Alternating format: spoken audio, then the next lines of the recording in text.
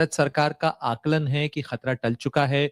भारतीयों को लेकर अभी वहां पर क्या स्थिति है संपर्क को लेकर? और साथ ही ये रिपोर्ट्स भी आ रही हैं कि भारत ने ईरान की चाबहार परियोजना से एग्जिट कर लिया है, उसके बारे में क्या वस्तु स्थिति है, थोड़ा स्पष्ट कीजिएगा।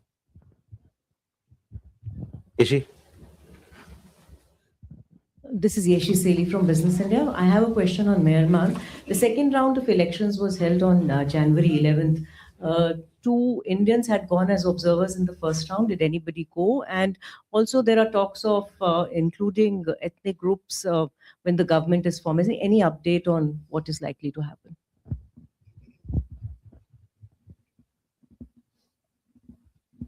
Ayushi? So this is Ayush Agarwal from ANI. One question on Chabahar. Did the recent telephonic talks between EM Jaishankar and Iranian Foreign Minister feature Chabahar? And second, China has once again reaffirmed its claim over the Shaksgam Valley. What is your comment on that? And since the Chinese delegation was here this week and met our foreign secretary, did India formally raised our objections on such claims? A friend there, yes. This is Keita of Jiji Press, Japanese news agency. My question is regarding India-Japan strategic dialogue today.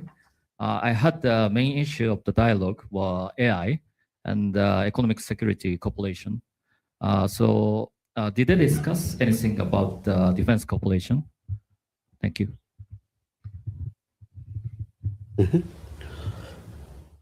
Rishabh? Sorry. Siddhant, sorry. Hi, sir. I'm Siddhant from CNN News 18. So my question is, there are reports that Ministry of External Affairs has raised objections to a Salman Khan film depicting the clash between Indian and Chinese troops in the Galwan Valley in 2020. Any comments from your side? Thank you. Okay, first we come to Pranay, आपका सवाल को सबसे पहले देखिए, आपको जैसा कि पता है, ईरान में करीबन हमारे 9,000 नागरिक इस समय रहते हैं, लगभग इनमें से ज़्यादातर लोग हमारे विद्यार्थी लोग हैं, उसके अलावे नाविक हैं और तीर्थयात्री हैं और भी कुछ लोग जो व्यापार से जुड़े लोग वहाँ पर रहते हैं। हाल ही के दिनों में वहाँ जो गतिविधि चल रही है उसको लेकर हम लोगों ने 2-3 एडवाइजरी इशू किए। एडवाइजरी में हमने ये कहा कि जो हमारे नागरिक हैं भारत में वो ईरान अभी ना जाएं, और जो भारत में वहाँ जो हमारे भारतीय नागरिक रह रहे हैं उनको कहा गया कि आप देश छोड़ने का जो भी मीन्स है अभी तो कमर्शियल फ्लाइट्स वो भी उसका भी रास्ता अभी है, तो वो सब लेके लोग वहाँ से निकले।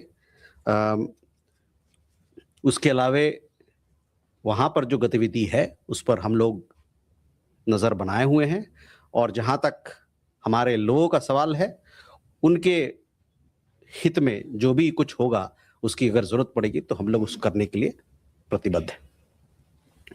दूसरा सवाल आपका था चाबहार को लेके, तो उसमें मैं अपनी बातें आपके सामने रखना चाहता हूं। जैसा कि आपको पता है 28 अक्टूबर 2025 को यूएस के ट्रेजरी विभाग ने एक चिट्ठी जारी की थी हम लोगों को। उस चिट्ठी में उसमें अनकंडीशनल सैंक्शंस वेवर की बारे में जानकारी थी, और ये जो अनकंडीशनल वेवर है, जो सैंक्शन वेवर हमको मिला है, आपको पता है जैसे कि वो 26 अप्रैल 2026 तक वैध है। हम इस व्यवस्था पर काम करने के लिए यूएस पक्ष के साथ बातचीत कर रहे हैं। Now, yes, before you wanted to come in, I actually knew that there was a need for this. We have around 9,000 Indian nationals in Iran. They are mostly students, people connected with business, some professionals as well, pilgrims and seafarers. Given the situation there, we have issued a few advisories asking Indian nationals to avoid all travel to Iran, and Indian nationals who are already resident in Iran to leave Iran by available means, including commercial flights. We continue to closely watch the unfolding situation there and will take all necessary steps for the welfare of our people. On the question of Chabahar, on 28th October 2025, as you are aware, the US Department of Treasury had issued a letter outlining the guidance on the conditional sanctions waiver, which is valid till 26th April 2026. We remain engaged with the US side in working out this arrangement. Ishi, your questions regarding elections. On elections in Myanmar, we have said what our position is. We want that there be inclusive and fair elections in which all stakeholders participate. We understand, as you rightly said, and we've seen reports that 2 rounds of elections have been held. Further rounds will be held subsequently. We do have people who've traveled from India, but these are individuals who've gone there in their private capacity. Ayushi, on your first question was regarding External Affairs Minister's conversation. We did have, External Affairs Minister did have a conversation with the Iranian Foreign Minister. The Iranian Foreign Minister shared with him the developments that have happened in the recent past. On Shaksgam issue, we have already clarified what our position is, so I will refer you to our comments that we made in the last press briefing. On the visit of the International Department of CCP, their Vice Minister, the Vice Minister had a meeting with our Foreign Secretary. We have given details of the discussions that were held. Please refer to our press release in that regard. For a friend, Keita, the Foreign Minister of Japan, as you know, that he's visiting India from 15th to 17th of this month. This morning, he had a call on a Prime Minister, and thereafter, he, along with the External Affairs Minister, participated in the 18th India-Japan Strategic Dialogue. As part of the discussions, both leaders, they reviewed the multifaceted relationship that we have with your country. And in that regard, they discussed supply chain resilience in critical sectors, investment, trade, technology, innovation, defense, people-to-people exchanges, and also our cultural ties. Both leaders underlined the importance of further strengthening India-Japan special strategic and global partnership in keeping with the outcomes of the 15th annual summit that was held in Japan last year when our Prime Minister traveled there for it. You referred to artificial intelligence. This initiative was announced by the 2 Prime Minister, and today the ministers launched the AI dialogue, so as to give a coherent push to bilateral cooperation between the 2 countries in this particular sector. On economic security, as you would have seen in the opening remarks of our External Affairs Minister, this is an important issue of engagement between the 2 countries, not just for our economies, but for the economies of the world at large. Both sides also decided to convene the Joint Working Group on Critical Minerals under the Economic Security Initiative to advance our collaboration in the fields of rare earths and critical minerals. The 2 ministers also look forward to celebrating 2027, that is next year, as when we complete 75 years of our relationship with Japan. So we look forward to. There was also some conversation around cricket, as you would have seen. He presented a jersey of the Japanese cricket team, the Foreign Minister. So overall, a very good visit, and the visit still continues. So please, we'll update you with more details with the visit of our Japanese Foreign Minister. Siddharth, on your question, we understand that a film of this nature is being planned. issues regarding filmmaking in India, as you are well aware, are looked after by relevant authorities. And as far as we are concerned, MEA has no role in this or in such ventures. We go ahead. Manish. Just building upon the question with Geeta, the discussion over some sort of maritime security equipment, military equipment has been under discussion with Japan for a long time, especially the unicorn. There also been reported the issue of also export from Japan is being discussed. Are those things being materialized at this meeting today? Any progress on that? Thank you. Neeraj. Sir नमस्कार, मैं नीरज दुबे प्रभा साक्षी से। Sir America में भारतीय राजदूत ने US law makers के साथ एक मीटिंग की है और हाल के दिनों में ये दूसरी ऐसी मीटिंग है। इसके बारे में क्या अपडेट है सर? क्या ट्रेड डील पर कुछ था? Smita. Hi, going back to the question about the report today on exiting Chabahar port.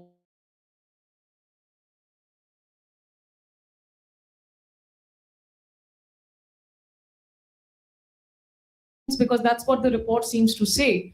And B, in terms of the additional 25% tariff that now President Trump has imposed for any kind of business with Iran, if you could throw light on exactly what is the trade that India has with Iran currently, and does it impact pharmaceuticals also? Okay. Siddhant.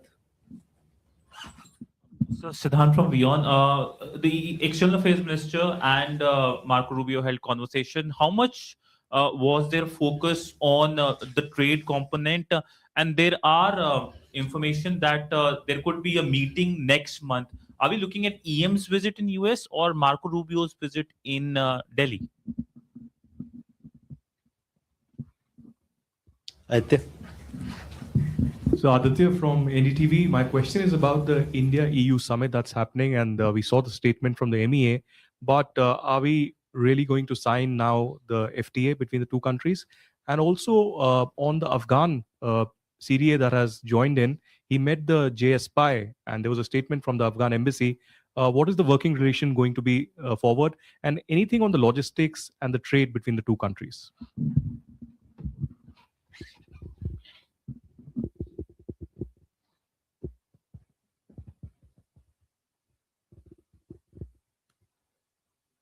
अगले चरण में Manish, on defense cooperation with Japan, this is an important element of our collaboration, and this was a matter that was discussed between the two leaders, External Affairs Minister and Foreign Minister of Japan, and we look forward to further strengthen our ties. You asked about several of these projects. There are several projects which are under consideration, and we want to further strengthen our ties, taking into account all the projects that you mentioned. Neeraj, जो अब भारत के राजदूत America में चाहे कोई और देश में है, उनकी लगातार बातचीत होती रहती है वहाँ के कांग्रेस के मेंबरान से, और उसके अलावा और भी अन्य समाज के वहाँ पर जो लोग हैं उनसे बातचीत होती रहती है, ताकि हमारे दोनों देशों के रिश्तों में और मजबूती आए और बल मिले, और इसी संदर्भ में ये बातचीत लगातार चलती रहेगी। और जैसा कि आपने बताया, हमारे वाशिंगटन डीसी में जो एम्बेसी है उसके हवाले से आप लोगों को इस पर खबर दी जा रही है। Smita, on Chabahar, I just told you what our position is, and I would like to repeat again that we remain engaged with the US side in working out the arrangement that was given of the conditional waiver. On the second question on trade, we are, 25% tariff that you mentioned, we are closely following all these developments. As far as our bilateral trade with Iran is concerned, in the last financial year, we had overall bilateral trade of $1.6 billion, of which our exports to Iran was in the region of $1.2 billion US, and our imports from Iran was in the region of $0.4 billion. If you look at overall what sort of size it has in our overall global trade, then Iran accounts for about 0.15% of India's total trade. Siddhant, on your question regarding conversation between External Affairs Minister and Secretary of State, you would have seen the readout that was there from both sides. But just to tell you that this conversation happened on 13th of January. This was the first conversation between the two leaders. They discussed a range of bilateral issues, including trade, critical minerals, defense, civil nuclear cooperation, and energy. And they also exchanged perspectives on regional developments. As to when our leaders would be visiting each other's countries, those are details that will are yet to be worked out. And as you know, we do inform you well in advance of these visits so that you can keep track of them and report on them. The India-EU summit is to be held on 27th of January. And the leaders, the president of the EU Council and the president of EU Commission, they are visiting India. They are the chief guest for our, they'll be here on a state visit. They are a chief guest for Republic Day. This, as I told you last time as well, that these negotiations are progressing. On the Afghan CDA, yes, some time back when we had the visit of Afghan foreign minister, we had elevated our partnership, we elevated the Indian technical mission in Kabul to the level of an embassy. And thereafter, the person who was heading the technical mission in Kabul was upgraded as Charge d'Affaires. In line with this approach now, the Afghan side, they have also sent a diplomat who was their CDA, and the CDA has taken charge as of 9th of January. And between the two sides, conversations are happening. On trade and logistics, 3 ministerial visits have happened from Afghanistan to India. And if you remember when the trade minister, the commerce minister, when he was here, there was a discussion about creating a freight corridor so that there could be more trade between the two countries, especially in items such as pharmaceuticals, fruits, and other essential commodities.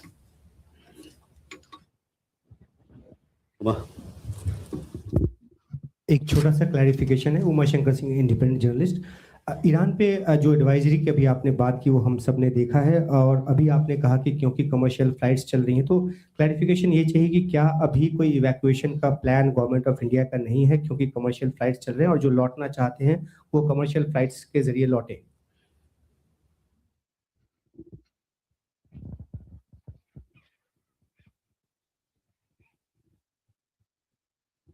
Keshav.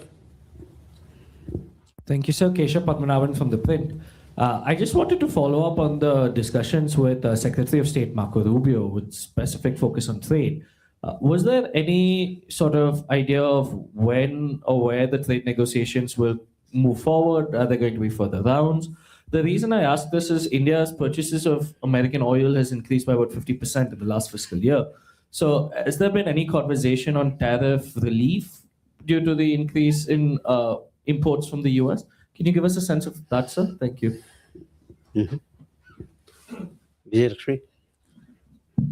Sir Vijay Lakshmi हूँ India TV से। Sir 8 दिसंबर 2025 को ईरानी revolutionary guards ने Valiant Road tanker को जब्त किया था, जिसमें 16 भारतीय जो हैं क्रू मेंबर हैं, उनके वेयरअबाउट्स को लेकर के उनके परिवार काफी चिंतित हैं। उसको लेकर कोई जानकारी? Kadambari Sharma, independent journalist. Sir, आपने ईरान में हमारे नागरिकों की बात की है। कई स्टूडेंट्स के जो परिवार हैं यहाँ पर, वो कह रहे हैं कि वो खुद भी संपर्क नहीं कर पा रहे हैं अपने बच्चों से। तो ऐसे में क्या वहाँ पर हमारा जो दूतावास है, सभी जो नागरिक हैं, क्या उनसे किसी प्रकार से संपर्क कर पाया है या इस बारे में कोई इंतजाम हुआ है? Okay, colour. Kalol from the Hindu. Sir, you just quoted a trade figure for Iran, and I wanted to ask you a question about the totality of the relationship between India and Iran. And when we look at it from that point of view, we find Iran has been supportive of India on multiple issues, including very critical issues like Kashmir. And Iran's support goes back to 1980s and 1990s when Iran stood beside India in defending what India's position is on Kashmir. So when we look at possible exit of India from Chabahar and the trade figure that you just quoted, I mean, does it look like that India is disregarding India's partnership with Iran, in a long-term partnership with Iran, especially even in Afghanistan? Does it look like you are downgrading the relation with Iran because of external pressure in the current circumstances? Okay Umar Shankar, पहला सवाल आपका। Travel advisory के जरिए हमने बताया कि commercial flights का option का विकल्प लोगों के लिए है अभी, तो वो लोग इसका इस्तेमाल कर सकते हैं। जहाँ तक उनके हित की बात है, हमारे नागरिक हैं, उनके हित की बात है, उनके वेलफेयर की बात है, जैसा कि मैंने कहा, ज़रूरत पड़ने पर जो भी नेसेसरी कदम, जो भी ज़रूरत की कदम होगी, वो हम लोग उठाएंगे। Keshav, on the Secretary of State conversation, yes, trade was part of the conversation, as we have also put it out in our release. As I've said this on several occasions earlier as well, trade teams on both sides remain engaged with the objective of arriving at a mutually beneficial bilateral trade agreement. As I said, External Affairs Minister spoke to Secretary of State. This happened on 13th of January, and trade was one of the matters that was discussed between the two leaders.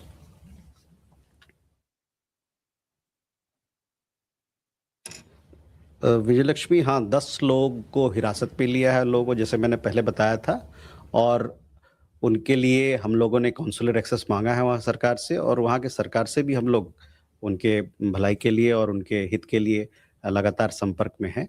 और जब जैसे भी हम लोग को जैसे ही हमको consular access इन लोगों के बारे में मिलेगा, तो हमको और विस्तृत जानकारी आपको हम दे पाएंगे।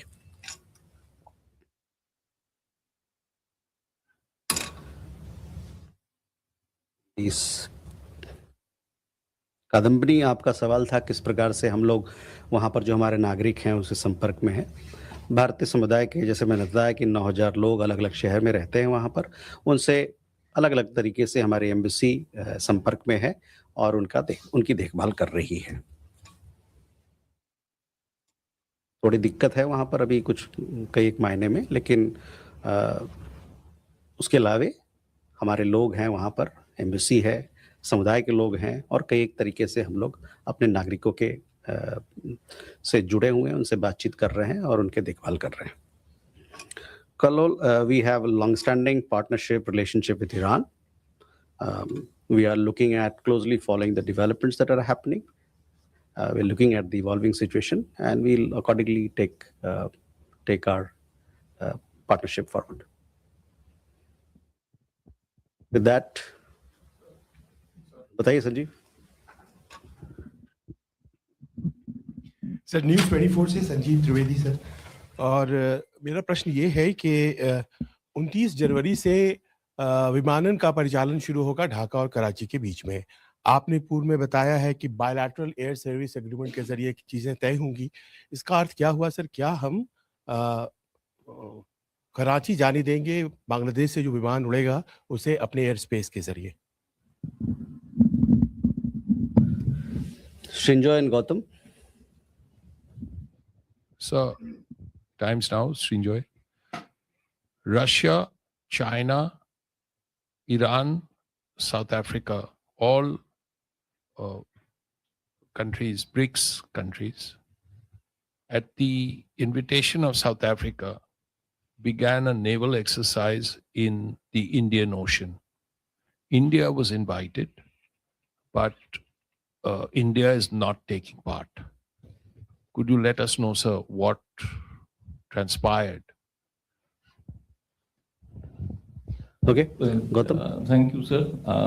This is about a comment made by the Jamaat-e-Islami of Bangladesh. He gave an interview to an international agency where he claimed that 2 Indian diplomats have met him, as India is reaching out to many parties. Whether India is also reaching out to Jamaat-e-Islami? Okay. Sanjeev, पहला देखिए, मैंने पहले भी बताया था आपको कि जो भी संदर्भ विमान के संदर्भ पे नागरिक उड्डयन के संदर्भ में जो भी बांग्लादेश और भारत के बीच में जो भी मसला है, उस जो हमारे अभी के जो एग्जिस्टिंग एयर सर्विसेज एग्रीमेंट है उसके तहत में होगा। तो उस तहत एयर सर्विसेज एग्रीमेंट में बहुत सारी चीज़ें हैं, उसको देखते हुए फिर बात किया जाएगा, उसको देखा जाएगा कि इस प्रस्ताव पर क्या रुख, कैसे इसको आगे ले जा सकता है। Srinjoy, well, I've seen that, and you would have seen several reports that this particular exercise is being held at the invitation of South Africa, and several countries have joined. India has not joined because of several reasons. I don't have the exact, but for sure I will update you as to why we were not able to participate in this particular exercise this time. Gautam, on your questions, we have close bilateral ties with Bangladesh, as you are well aware. Our High Commission officials routinely they meet with several interlocutors. Our interaction with the entity that you just mentioned should be viewed in that context. With that, ladies and gentlemen, we come to the close of this session. Thank you very much.